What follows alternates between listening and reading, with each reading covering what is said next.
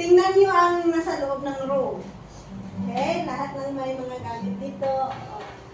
And then, mag-isip kayo kung anong bagay ang na-relate nyo this week sa inyong buhay na sinustain kayo ni Lord. Okay, tingnan nyo kung anong bagay. Okay, ako mauuna para makarelate kayo. This week, parang ganito ako. Power bank. Parang ako power bank. Kasi, nalulubat ako nag-church. But then, and then, sinasaksakan din ako tapos nag-church ako sa iba, di ba? So, once na nalulubat ako, nagpipray ako kay Lord, at saka nag-worship sa Kanya. And after that, after ko na maganon, nagka-counsel din sa iba, through messenger. So yan, ngayon na week, nakaka-relate ako sa power bank. Ang source ko nasa main power.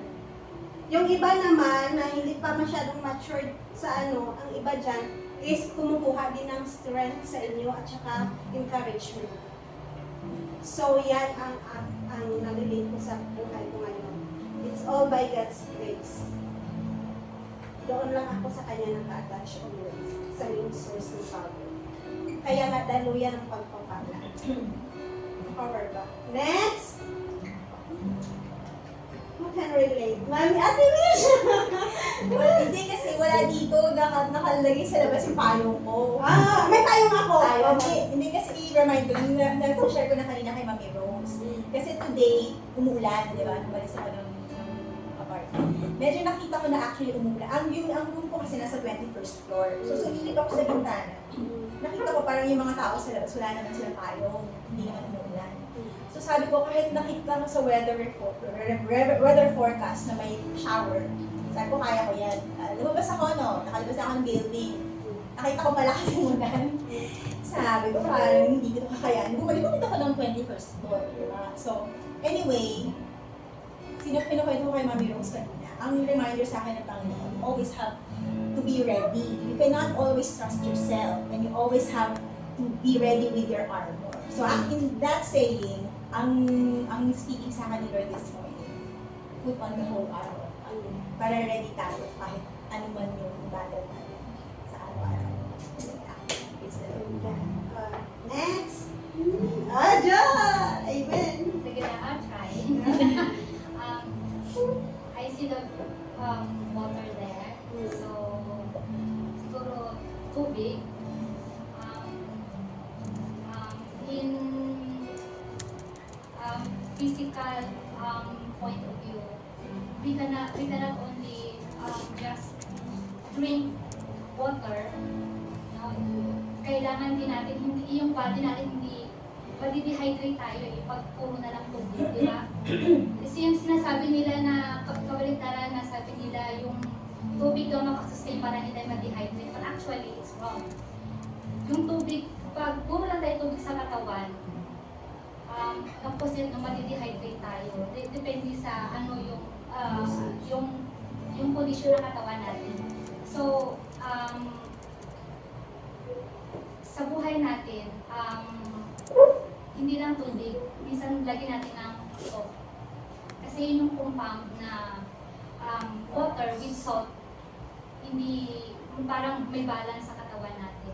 So, without the Word of God sa araw-araw, without God sa buhay natin, hindi tayo masusustain, wala tayong strength, wala tayong,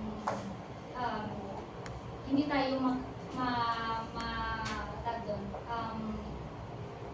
we cannot face the battle sa journey sa buhay natin without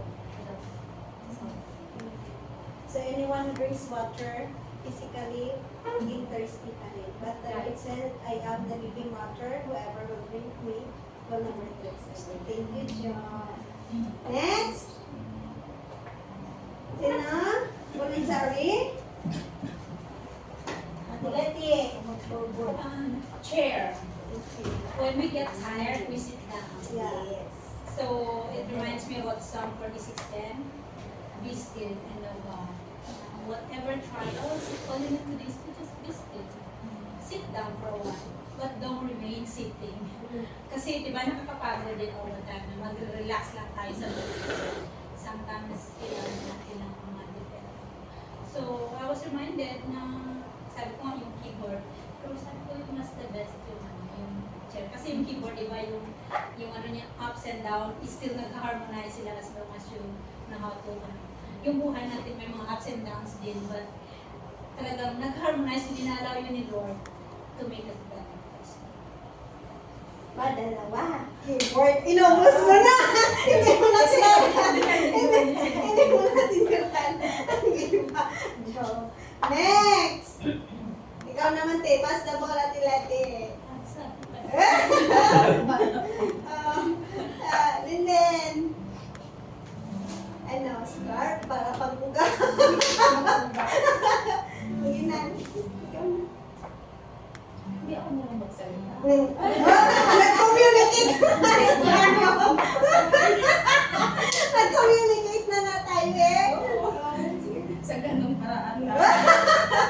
Sige. Sige na. Ano? Ay, oo pala. Ano? Dalawa na lang ako. Sakok-sako? Wala na ko na mabuti.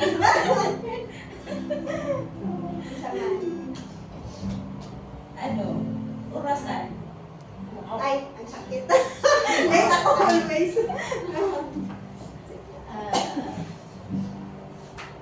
Kailangan natin anuhin yung ano natin dahil konti na lang ang oras na.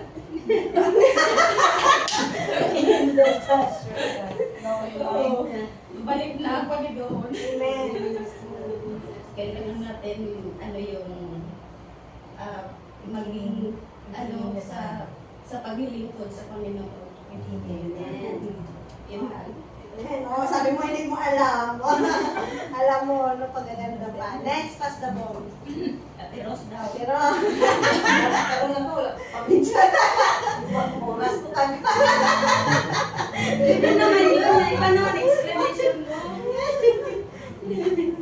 Teka, Pass the ball, teka. anay. O, ikaw, ano yung mag-pass? Kaya gawin ko sa kantin. Sige, sa akin siguro yung mga musical instruments.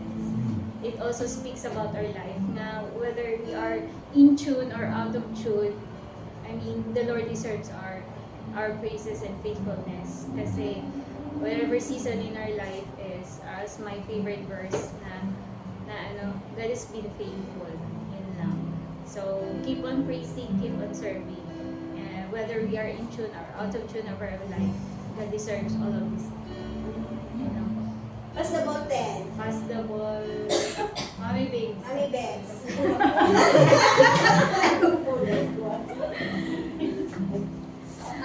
Kayo, you are my inspiration, your life, I was father not for me, yung ups and downs, ma-encourage ako sa isa, ma-discourage ako sa isa, there is a balance, nag-discriminate ng bawat isa, your faces, yung routine mo, yung kapag ang isa malungkot, nalulungkot din ako, pag isa masaya din ako, and reflects the goodness of God or good. God is good all the time.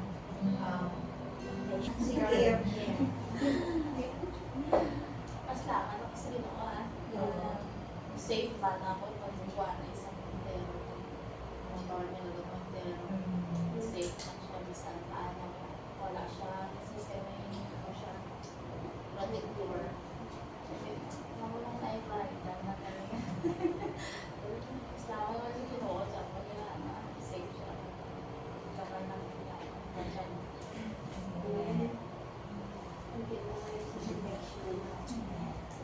Next, ako naman ako sa mami. Violin, hindi yan ko. Yung sa akin naman, umbrella. Kasi, as long as we're living in this world, we are fighting for sins. At hindi may iwasan na may mga storms na dumating sa buhay natin.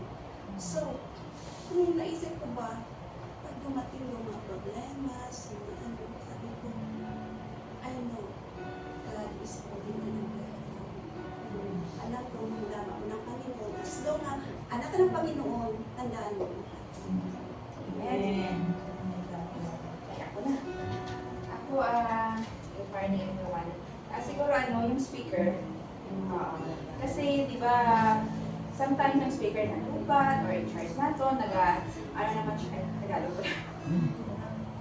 Kasi yung speaker kasi minsan lobat, so i-charge natin, naman siya, full naman, magamit siya, so loud na siya. So, minsan, sa buhay natin, hindi natin maiwasan na sometimes we are, na malayo sa kay Lord, minsan dry tayo, or minsan, na tayo yung kumbaga, blame natin si Lord. So, yung speaker kasi minsan, tinatawag ni Lord, pero minsan, hindi tayo gusto kasi gusto natin doon sa kabila kasi doon yung enjoy, magkanta, magsayaw, yung gano'n. So, minsan si Lord, binibigyan tayo ng consequences. So, yung sounds na naririnig natin minsan, na gusto natin, tinitwist ni Lord na gusto niya. Diba, example, tumitingin tayo ng FB. Ayun yung gusto natin talaga yung yung ibang mga views doon nakita natin. Pero suddenly doon yung word ni Lord. So just like me. Kasi yesterday bibili ako mag-scroll ng FB. So sabi ko tuwang-tuwa ako sa mga vlogger ganun. So suddenly speaker or na natin minsan out of nowhere maririnig natin pag nasaan na tayo na yung parang 50-50 na yung buhay natin. So, that's it. Thank you. Talang buhay. Talang buhay. Thank God for that. And